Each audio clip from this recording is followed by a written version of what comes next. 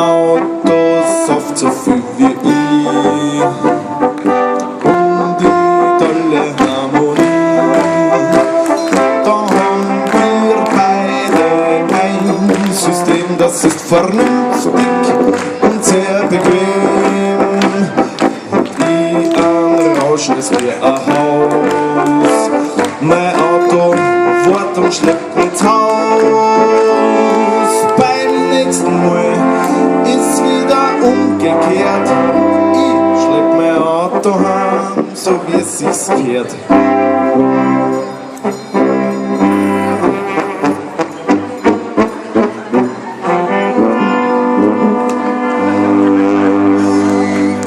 Jetzt sitzen wir schon seit einer Stunde, der Tank ist ziemlich voll.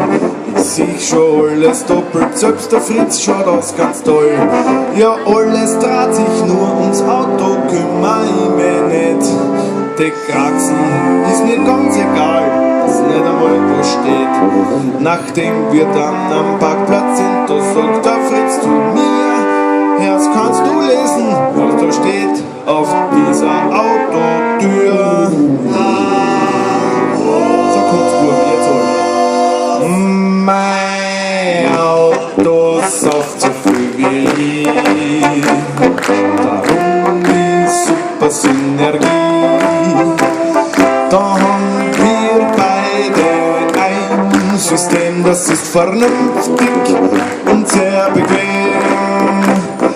Fahr nicht rund mit Benzin, weil ich ein Spiegeltrinker bin.